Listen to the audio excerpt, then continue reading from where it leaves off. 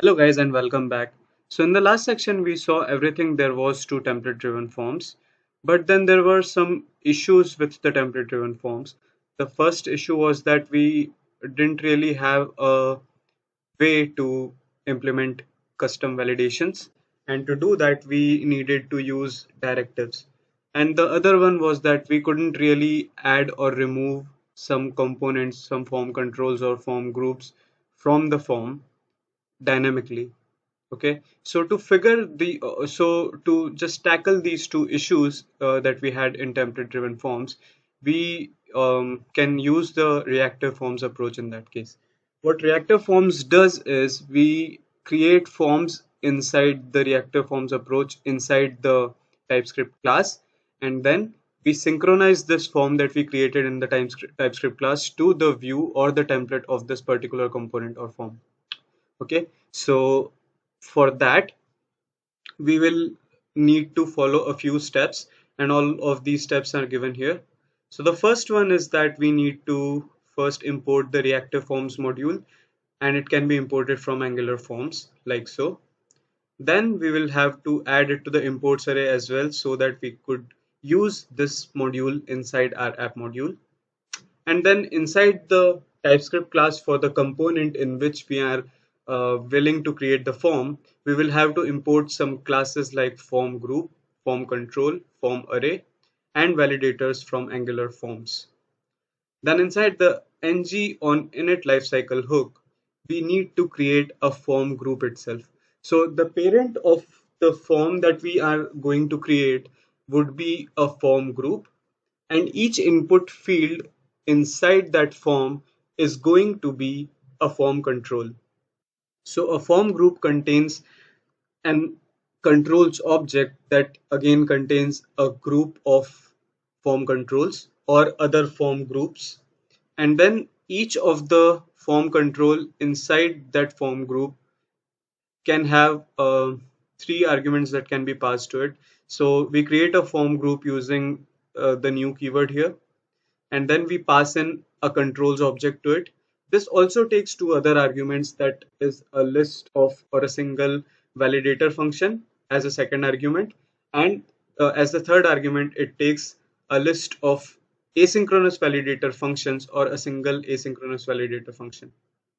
Now in case of the first argument that we had, we pass it the controls object, and this controls object has some key value pairs. Each key can either be a string if it is a normal string without any dashes or hyphens, but if there are some hyphens inside that string, then we need to essentially wrap it inside single quotation marks or double quotation marks.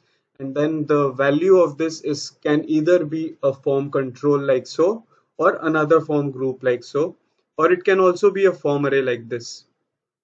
Now, for a form control, there are three things that can be passed to the constructor function of the form control, that are the initial value of that form control, a list of or a single synchronous validator function, and the third argument can be a list of asynchronous validator functions or a single asynchronous validator function.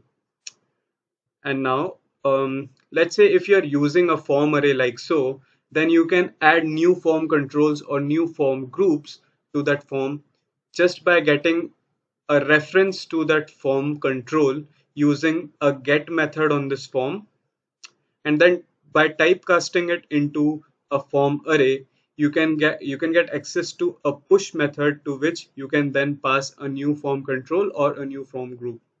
And for a form group or a form control, these are the same syntax that would be followed. You can also remove a particular element from a form array, and to do that we'll again have access to or get access to that particular form array using the get method, and by typecasting it into a form array, and then we can call a remove at method on it and pass it an index in this case. And apart from this, we can also get access to a particular form element inside the template without having to do or write this syntax like user form dot get and pass it the name of a particular control. In that case, we can simply create a property which can be of type get, and this would return essentially the form control for us, like so. All right, and these are the steps that we'll need to follow inside a TypeScript class to create a form. And then to synchronize that form inside the template or the view, we need these syntaxes. So we will need a form group directive that can be accessed because we imported the reactive forms module. So we can have access to the form group, and to this form group, with the help of property bindings, we pass the form that was created inside the TypeScript class. And this should happen inside a form tag. Apart from that, we can have, or we can bind a form control to an input using the form control name, like so. And also we can bind a form group to a parent wrapping some form controls using a form group name directive, like so.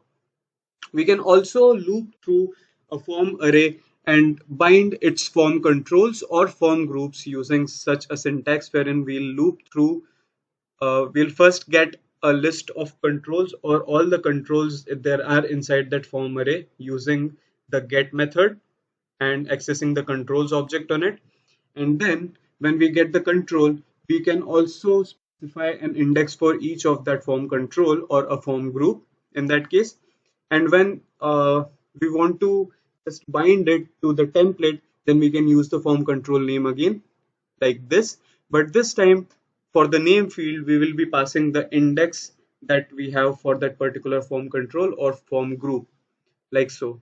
And since this I will be containing, this I is going to be a property which will be containing the name of that or the index of that particular form control or form group, that will be used as a form control name. We will have to again use the property binding syntax to do this. Okay, so these are all the steps that would be required to create or implement a reactive form. Now in the next video we will be creating a normal bootstrap form, and then we will continue with these steps, and I'll show you guys how exactly can a reactive form be implemented. So I'll see you guys in the next video.